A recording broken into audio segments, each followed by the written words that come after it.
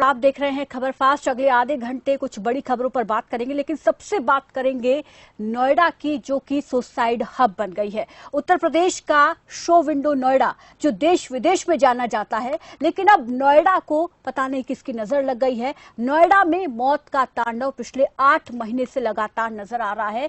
जनवरी से लेकर अब तक 195 आत्महत्याएं नोएडा में हुई हैं। नोएडा सुसाइड हब बन गया है। बता दें कि नोएडा में खुदकुशी की 24 घटनाएं अप्रैल में हुई, जबकि मई में 31 और जून के महीने में 34 लोगों ने आत्महत्या की। इस तरह से जुलाई में 30 और अगस्त में 26 खुदकुशी के मामले सामने आए हैं। इसमें हैरानी की बात यह है कि मरने वालों में ज्यादातर कामगार या रोजमर्रा के कामकाज करने वाले लोग शामिल थे। हालांकि ये खबर हैरान करती है कि महज इस हफ्ते नोएडा में 8 लोगों ने आत्महत्या की है, जिसमें 6 पुरुष और 2 महिलाएं शामिल हैं। मरने वालों ने अपनी मौत के लिए लॉकडाउन और आर्थिक तंगी को जिम्मेदार ठहराया है, जबकि कई लोगों ने लिखा है कि वो निजी परेशानियों के चलते आत्महत्या कर रहे हैं। कुल मिलाकर अगर हम देखें इस पूरे मामले में, क्योंकि पिछले 6 महीने की अगर बात करें, जनवरी से लेकर अब तक 195 लोग नोएडा में आत्महत्या कर चुके हैं, जो कि हैरान करने वाला ये आंकड़ा सामने आया है। और वजह इसकी लॉकडाउन, आर्थिक तंगी निकलकर सामने आ रही है। ये कहा जा रहा है खासतौर पर लॉकडाउन से जो है कामगार वर्ग काफी ज्यादा प्रभावित हुआ है, और मरने वालों में सबसे ज्यादा कामगार लोग शामिल हैं, जो रोजमर्रा की जरूरतों को पूरा करने में परेशानी उठा रहे हैं। और कहीं ना कहीं यही वजह है कि वो आत्महत्याएं कर रहे हैं। सोचने समझने की शक्ति और बहुत सारी चीजों को जिसको कहा जाए कि एक विवेकपूर्ण निर्णय लेने की जो शक्ति होती है, वो उस समय खत्म हो जाती है।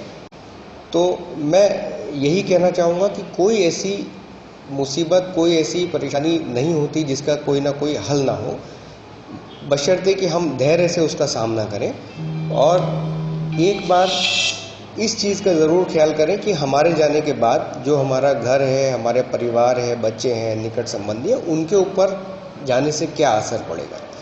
और यदि मुझे लगता है कोई भी व्यक्ति थोड़ा सा भी सोच ले इतना, तो वो उस क्षण में शायद वो निर्णय लेने से बच जाए। देखिए, मैं आपको बताना चाहूँगा कि गौतम बुद्ध नगर में मेरे संज्ञान में कोई भी ऐसा मरीज आत्महत्या का नहीं आया जो कोरोना से डर के आया हो। ठीक है, एक डर है, भय है, उसका बचाव जरूरी है। यहाँ के ज़्यादातर लोग पढ़े लिखे, अच्छे क्वालिफाइड हैं, और जो कम क्वालिफाइड हैं या जिनको क्वालिफिकेशन की या जागरूकता की ज़रूरत है, वो हम और प्रशासन मिलके पूरी शक्ति से जागरूक कर रहे हैं। देखिए, ज़्यादातर ऐसा होता है कि ये थॉट आते हैं बहुत ही थोड़े समय के लिए, और इंसान एक्साइटमेंट में अगर उसमें बह गया तो वो कुछ ना कुछ गड़बड़ कर लेता है। उस थॉट को बहुत जल्दी उसको डिमोलिश करने की ज़रूरत है, उसको ख़त्म करने की ज़रूरत है। वो कॉन्फिडेंस से होगा। कोई दुख ऐसा नहीं है, कोई भी ऐसी बाधा नहीं है जिसका कोई ना कोई तोड़ ना हो।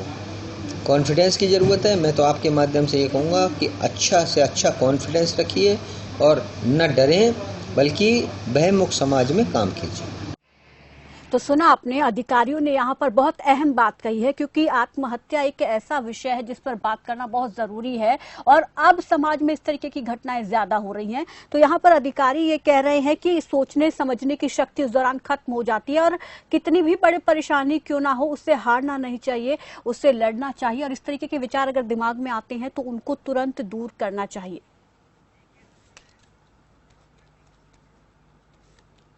और इस बीच हमारे साथ डॉक्टर बीके शर्मा, मनोचिकित्सक, हमारे साथ जुड़ गए हैं। बीके शर्मा जी, नमस्कार, स्वागत है आपका खबर फास्ट पर।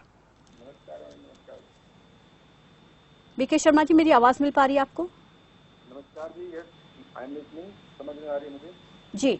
यहाँ पर जो नोएडा में एक आंकड़े सामने आए हैं, एक रिपोर्ट सामने आई है, जिसमें 6 महीने में 195 लोग आत्महत्या कर चुके हैं। लगातार हम देख रहे हैं कि समाज में इस तरीके की घटनाएं बढ़ती जा रही हैं, और खुद अधिकारी भी ये मानते हैं कि इस तरीके की घटना ना हो, इसके लिए लोगों को इस तरीके के जो विचार आते हैं उनको तुरंत प्रभाव से अपने दिमाग से निकालना चाहिए। ये सोचना चाहिए, अपने बारे में ना सोचकर ये सोचना चाहिए कि हमारे जाने के बाद परिवार का क्या होगा। बहुत सारी ऐसी चीजें हैं जिनको समझ सोचना चाहिए। लेकिन आप किस तरीके से, अगर हम देखें, आप किस तरीके से लोगों को संदेश देना चाहेंगे कि अगर ऐसे विचार आते हैं तो उनसे कैसे बाहर आया जाए और क्या कुछ उन्हें करना चाहिए? देखो, अगर साइकोलॉजिकली हम बात करते हैं सुसाइडल थॉट को कैसे टैकल करना है, सबसे इम्पोर्टेंट पॉइंट है कि हमें ऐसे व्यक्ति को ये गाइड करना होगा कि उसको अपने आप को कनेक्ट करना लेने से। जब हम अकेले होते हैं, जब हम परेशान होते हैं, जब हम वीके शर्मा जी, यहाँ रोकना चाहूंगी, आपकी आवाज ठीक से नहीं आ रही है। आपकी आवाज को हम ठीक करवाते उसके बाद हम आपसे संपर्क करेंगे। तो यहाँ पर आत्महत्याओं के जो मामले बढ़ रहे हैं, नोएडा में 195 लोग आत्महत्या कर चुके हैं, इसमें कामगार सबसे ज्यादा शामिल है। कामगार आत्महत्या इसलिए कर रहे हैं क्योंकि लॉकडाउन से वो प्रभावित हुए हैं, उनके पास रोजी रोटी का संकट है, रोजगार नहीं है, जिसके चलते वो परेशान है। जो रिपोर्ट सामने आई है उसमें ज्यादातर ये कहा गया है कि कामगार आर्थिक तंगी के चलते आत्महत्या कर रहे हैं, जबकि कुछ लोगों ने ये लिखा है कि वो आर्थिक परेशानी, अपनी निजी परेशानियों के चलते आत्महत्या कर रहे हैं। लेकिन ऐसा करना बिल्कुल गलत है। हिम्मत नहीं हारनी चाहिए, हालात अगर कैसे भी हैं लेकिन उनसे हिम्मत करके लड़ना चाहिए और इस तरीके के विचार दिमाग में आने ही नहीं चाहिए। और इसी पर हम बात कर रहे हैं कि आखिर किस तरीके से अगर कोई भी इंसान इस स्थिति से जूझ रहा है तो वो कैसे इससे बाहर आ सकता है। मनोचिकित्सक से हम ये जानने की कोशिश कर रहे हैं और आप लोगों से भी हम यही अपील करते हैं कि इस तरीके के विचार अपने दिमाग में ना लाएं। नोएडा जो कि अब सुसाइड हब बन गया है, इस पर बात करना बहुत जरूरी है कि आखिर ऐसा क्यों हो रहा है। बीके शर्मा जी हमारे साथ एक बार फिर से जुड़ गए हैं। बीके शर्मा जी, मैं चाहूंगी कि आप अपनी बात को कंटिन्यू करें। मैडम, इसके लिए सबसे इम्पोर्टेंट पॉइंट है कि हमें उस व्यक्ति को जिसके माइंड में कोई भी सुसाइड से रिलेटेड कोई भी थॉट है तो उसके साथ लोगों को कनेक्ट करना पड़ेगा और ऐसे व्यक्तियों को जो पॉजिटिव है मोटिवेट कर पाए। इजीली हो क्या रहा है आजकल, जब से कोविड-19 है तो लोगों में बेरोजगारी बढ़ती जा रही है। उनके माइंड में ये विचार आता है कि बढ़ती बेरोजगारी में वो कैसे अपने परिवार का खर्चा उठाएंगे, कैसे उसकी परवरिश करेंगे हर परिवार के मेंबर की। तो इन सब के चलते चलते एक फाइनेंशियल बर्डन उनको महसूस हो रहा है, जिसके कारण वो डिप्रेशन की तरफ जा रहे हैं। उनका मन उदास हो रहा है, वो नेगेटिव फील कर रहे हैं, उनको लगता है सारे रास्ते बंद हो गए हैं। तो ऐसे में सुसाइडल थॉट्स आए हुए हैं। तो ऐसे में अगर हम चाहते हैं कि हर व्यक्ति को सुसाइडल थॉट से या इस आत्महत्या के विचार से बाहर निकालना है, सबसे पहले उनको अपने आसपास के लोगों के साथ कनेक्ट करना पड़ेगा। ऐसे व्यक्ति जो उसको मोटिवेट कर पाए, जो उसके माइंड को समझ पाए। कोई हेल्पिंग ग्रुप हमें बनाना पड़ेगा जो या डेली कोई काउंसलिंग बेसिस पे, कोई ऑनलाइन काउंसलिंग गवर्नमेंट की तरफ से स्टार्ट हो सकती है, जिसमें फ्रीली लोगों को मोटिवेशन के लिए कुछ ना कुछ वीडियो जारी किए जाएं या उनको डायरेक्टली वीडियो कॉल के थ्रू उनको मोटिवेट किया जाए। ऐसा कुछ हमें गवर्नमेंट की तरफ से स्टार्ट करना पड़ेगा। साथ ही एनजीओ या प्राइवेट जो संस्था है उनको भी ये आगे की तरफ आना पड़ेगा और ऐसे लोग जो डिप्रेस्ड हैं, जो परेशान हैं, को स्क्रीन करना पड़ेगा और उनका माइंड कहीं ना कहीं पॉजिटिव वे में मोटिवेट करना पड़ेगा, भी हम इस समस्या का समाधान कर सकते हैं। लेकिन अक्सर गवर्नमेंट हाँ जी, लेकिन अक्सर हम ये देखते हैं कि जो लोग ऐसा कदम उठाते हैं वो डिप्रेशन में होते हैं, वो शेयर नहीं करते हैं अपनी बातों को और लोगों के साथ। तो जो उनके साथ रहने वाले लोग हैं वो किस तरीके से समझे और उनमें किस तरीके के सिम्टम्स जो होते हैं लोग देखकर समझ सकते हैं और उनकी हेल्प कर सकते हैं। एक्चुअली जो पेशेंट डिप्रेस्ड होते हैं, आपने सही कहा है कि वो कम बात करते हैं, तो वो अपनी बात को शेयर नहीं कर सकते।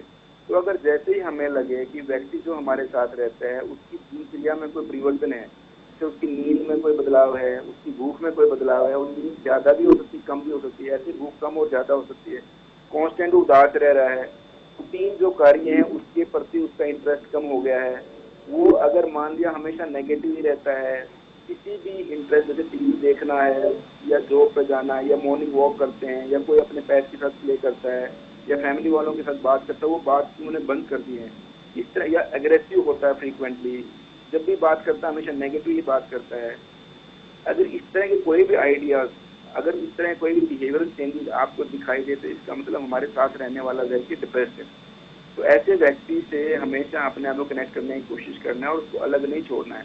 कई बार ऐसे व्यक्ति बिल भी बना देते हैं, कुछ रिटर्न में लिख कर देते हैं अपनी फैमिली के लिए, कुछ गाइडेंस देना स्टार्ट करते हैं कि ये मेरी प्रॉपर्टी है, मेरा वो सब कुछ बताना शुरू कर देते हैं जी। तो उनसे भी हमें लगता है कि ये शायद इनके माइंड में कुछ ना कुछ ऐसा सुसाइडल थॉट चल रहा है।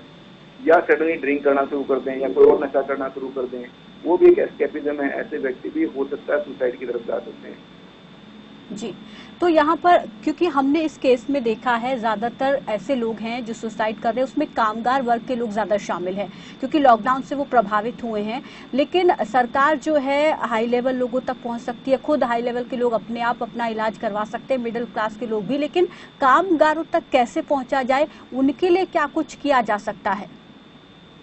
जो डेली वर्कर हैं वो लोग डेली अपना अर्न करते हैं, उसके बाद उनकी फैमिली का उसी से काम चलता है। तो ऐसे व्यक्ति अगर सुसाइड करते हैं कि लो इनकम ग्रुप में आते हैं, ये लोग ना डॉक्टर के पास पहुंच पाते हैं, ना इनके पास इतना पैसा होता है, तो इनसे भी हमें सोसाइटी में जाके ही कनेक्ट करना पड़ेगा, इनको समझना पड़ेगा, इनसे बात करनी पड़ेगी, इनकी समस्या सुननी पड़ेगी, उसका हल निकालने की कोशिश करनी पड़ेगी। जब इनसे बात करेंगे, इनके साथ कनेक्ट करेंगे, तभी ये अपनी बातें हमारे सामने रख पाएंगे, तभी हम इनकी कुछ हेल्प कर पाएंगे।